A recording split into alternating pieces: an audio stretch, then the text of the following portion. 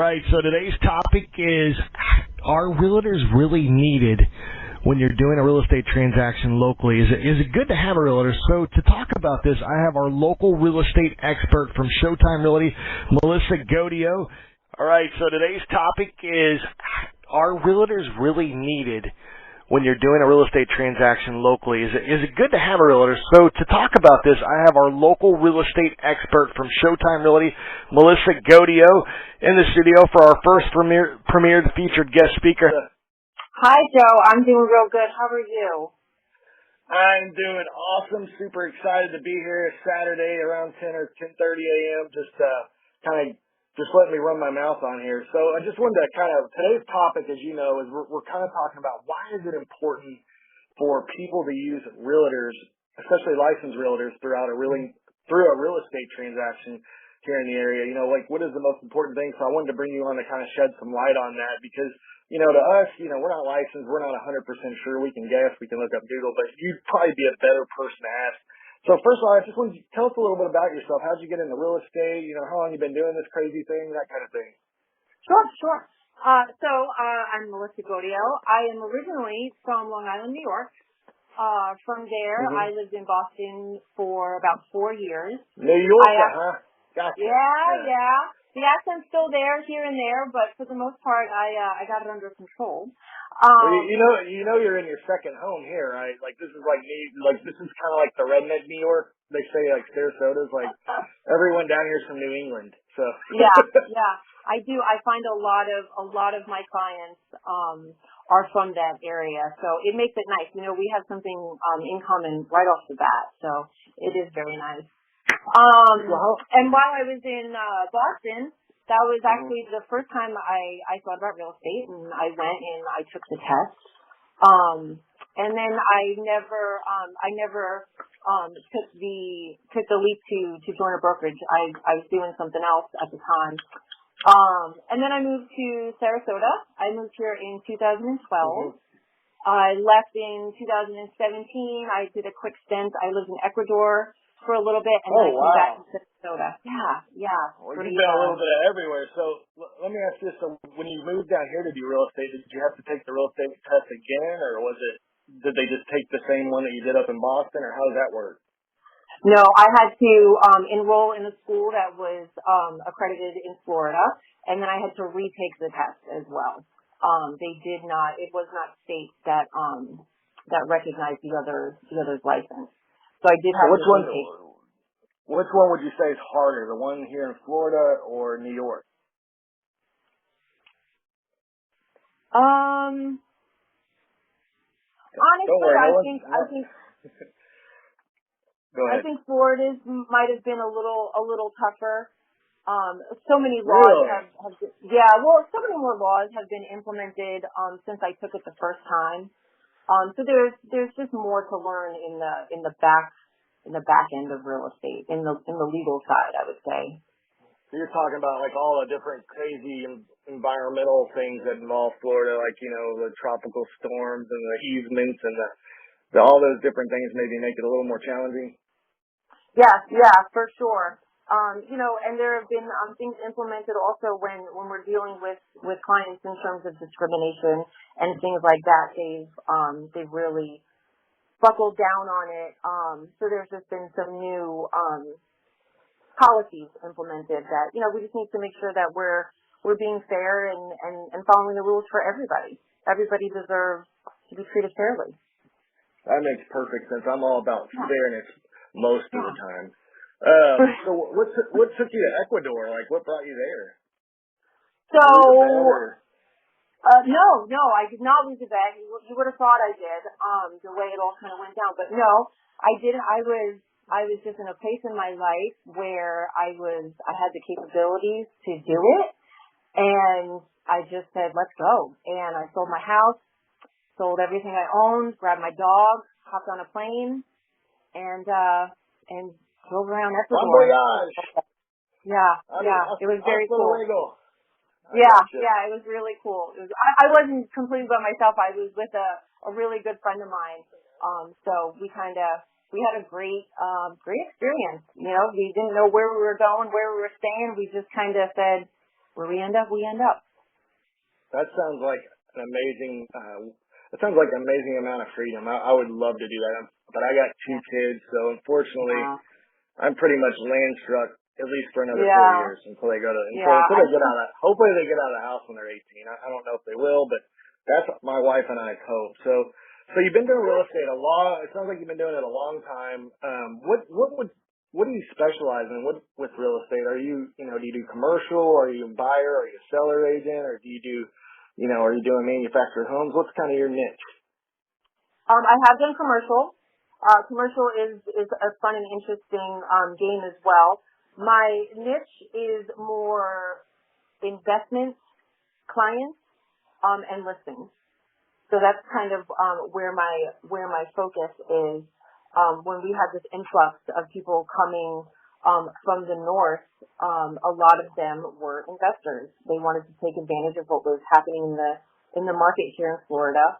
And so I really got to understand what's important for investors, why the numbers are important, how to run those numbers, and just be that person, the boots on the ground, if you will, for that person, because they're usually not here. So it's just focusing on what exactly they are looking for, what is going to make them the most money possible that we can get, as that is their goal as an investor.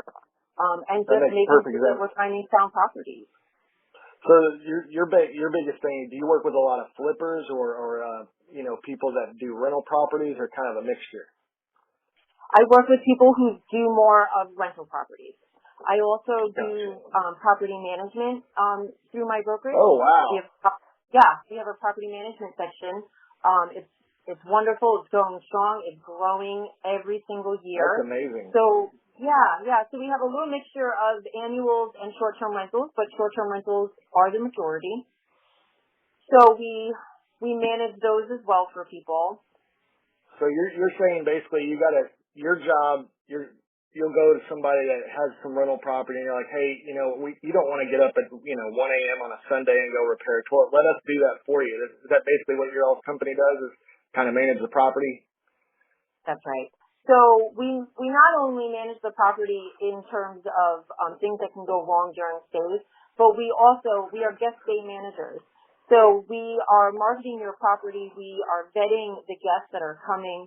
We are taking care of everything from A to Z, including collecting of income and dispersing that as well to the landlord.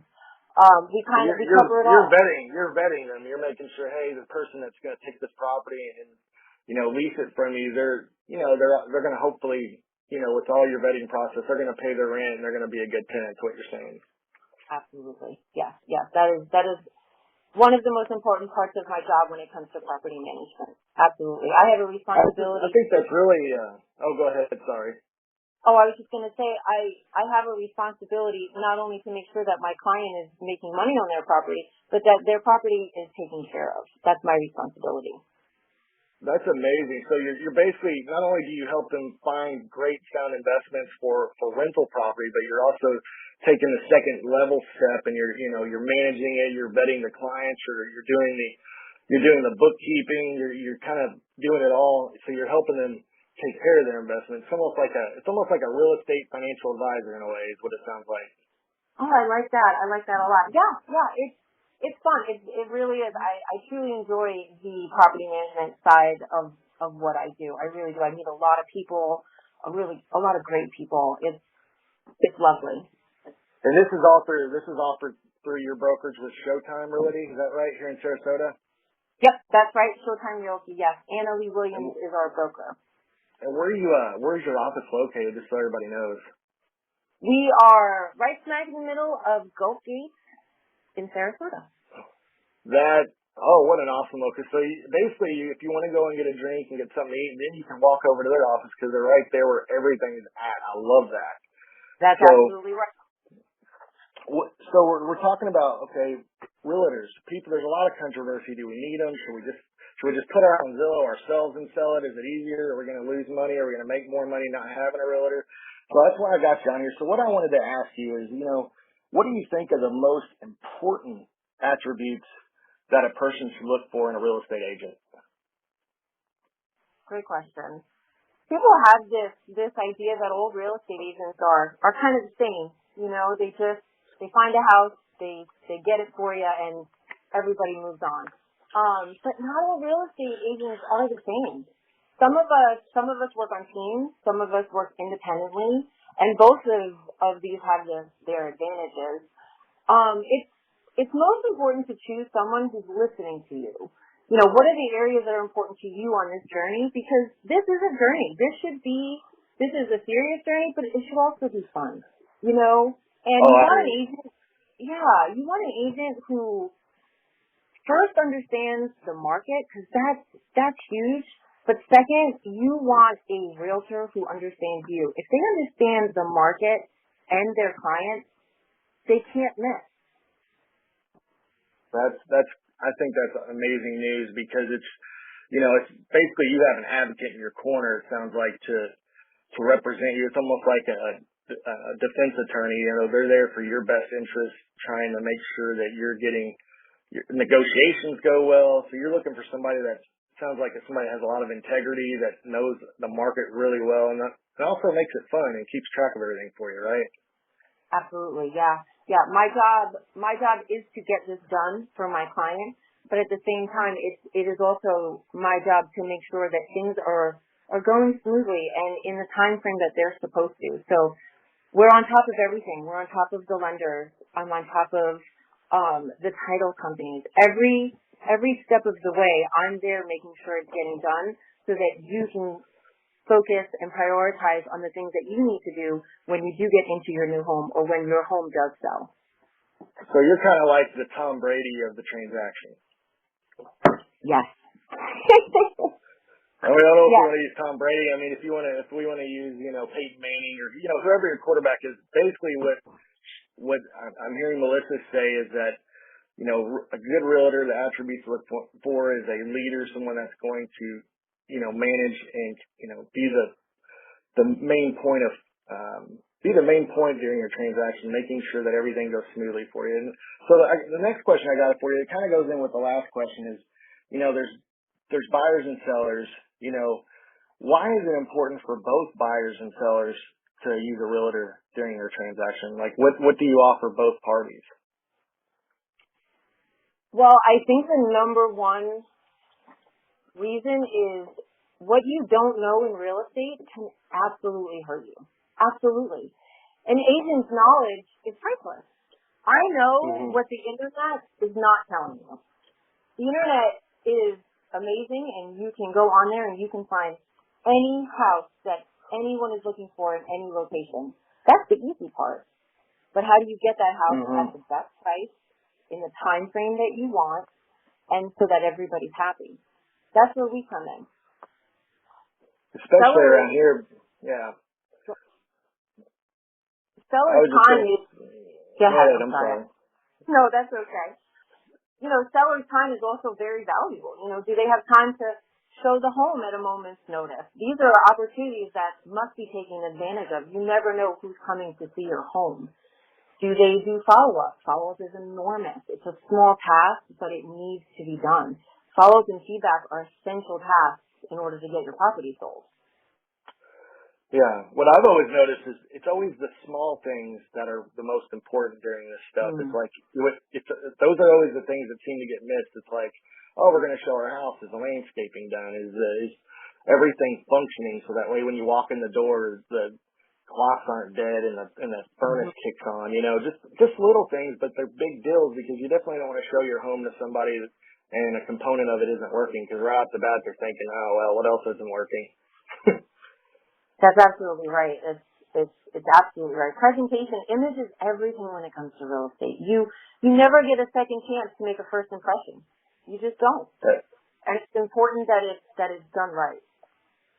That's always my problem. It's like I've always heard that people make the first impression like in the first 5 seconds. Well, typically I usually obliterate that. So my first impression with people is always like horrible. They're always like, who is this crazy guy? But then I try to get them back on the flip side. I'm like, oh, maybe they'll like me later. I did not have that impression when I first met you at all.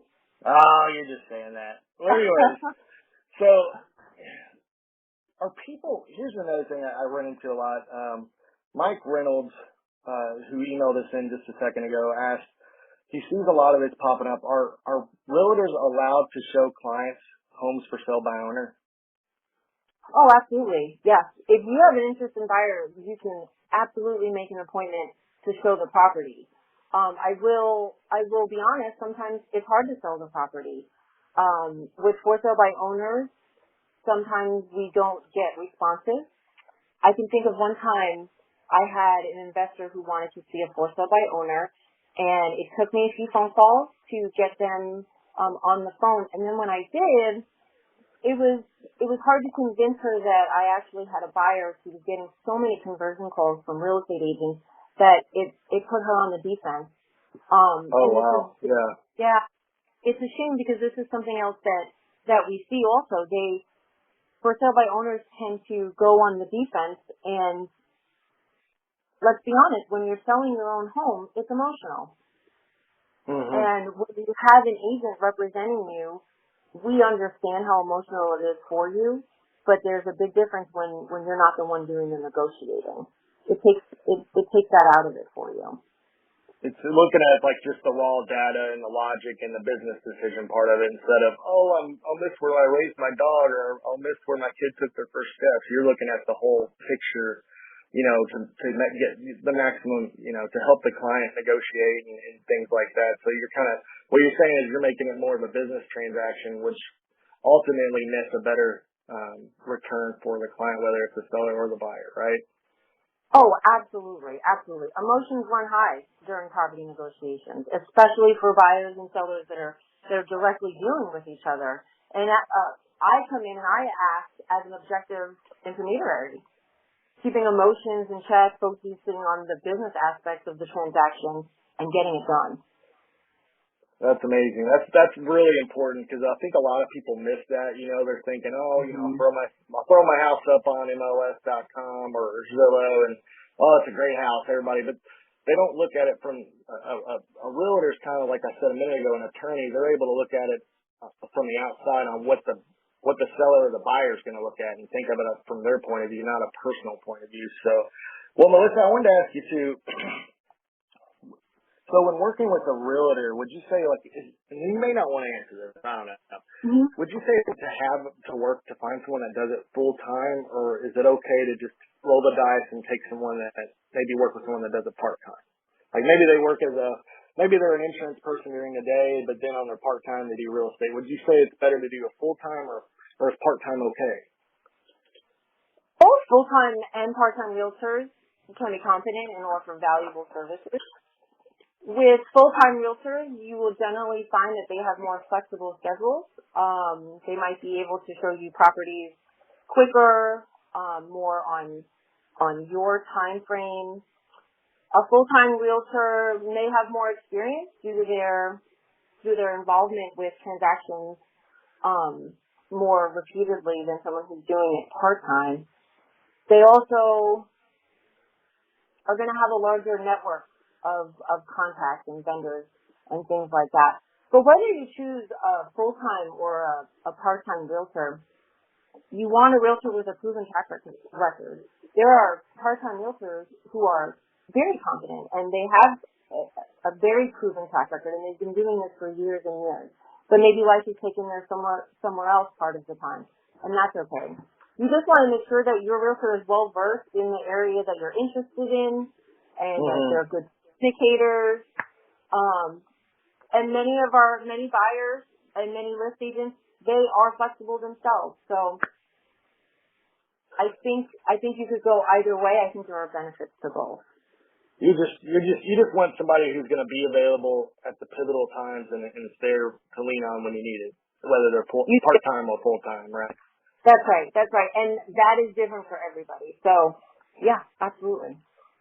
Now, do you got any advice? Okay, so there's a lot of shady, I'd like to say shady characters out there that are, they might do one deal a year as a realtor or something like that. Mm-hmm. I don't know if you're going to know this or not, but is there like a way that maybe, or a resource that clients can use to kind of weed out some of those realtors that may not be a good fit for them? Is there like maybe a process they could have or a checklist? Or what are some tips that you have? Oh, for sure. I mean, right off the top of my head, start Googling. Everybody loves Google reviews, Zillow Oh, reviews. Google. Good old Google. Just Google it. Zillow is also good. People put reviews on there as well. You want to look for, keywords. You want to pay attention to whether they're positive or negative in a review. You can verify that they are licensed. That is very important. You can do that on myfloridalicense.com, I believe. And that's So just a quick... myfloridalicense.com, where you could probably go to Google and just type in, check out, licensing in Florida for realtors or something. Yeah. That's where you would go, and you can put their name in, and it'll tell you whether or not they're licensed. The biggest thing is you do want to make sure they're licensed at the bare minimum, right? Absolutely. You do not want to be even if they tell you, oh, my license is coming. Come back to me when you are official and with a brokerage, for sure. Another great way to find out if you and this realtor are going to work well together is ask for references. Speak to their past clients. People that's work a good with idea. who they know. Yeah, people work with who they know, they like, and they trust. And when you have repeat clients, that's a really positive thing as well. So if you call and they're like, yeah, have you ever worked with Harry Barnes before? And they're like, oh, that guy was a nightmare. He never showed up. That'd be probably a no-go, right? Keep it moving. You want someone who shows up. I hear you. All right. Well, so let me ask you this. What would you say, there's lots of realtors people could choose from online. Like you're saying, they could go to Google and they could find, but what differentiates the way that your business runs and operates versus what a typical realtor is? What are some things that you do that you're doing differently and that you offer? Things that I'm doing differently and things that I offer. I think the biggest thing I offer is communication. I think it's really, that's good. Yeah, I think it's really important to stay in communication with my clients, regardless of whether I'm on the list side or the buy side. Especially when it comes to listings, because sometimes it'll go a week or 2 weeks, and there's not a whole lot of movement going on, but your sellers don't know that, and they need to be spoken with. So even if you just have a little bit of feedback from some of the showings and things like that, it's important to continuously keep contact. When I have a client, my goal is to get this transaction done for you, but that's not where it ends. I'm working real estate relationship here. I'm going to be your realtor for life. And it's important that I communicate well with you so that we can have a relationship that goes on for years. Absolutely. That's amazing to hear, and that's one reason why I wanted to have you on here, because one, your experience, but just the way that you guys run things, everything I hear and read about you, that it's just always a great experience. You're always able to negotiate and get a problem solved. You're always there for the client. But that's all the time we have with Melissa today. I'm so grateful and appreciative that you're on our show, especially our first feature, How to Beat the Bank show. And that's Melissa Gordio with Showtime Realty. If you want to get a hold of Melissa, just call her at 516-800-6536. That's 516-800-6536. Hey, Melissa, thank you so much for being on here with us today, and we look forward to you in the future. I know we're going to be doing a segment on investment properties, and we'd love to have you on that as well. Oh, I would love to be there, Joe. Thank you so much for having me. This was wonderful.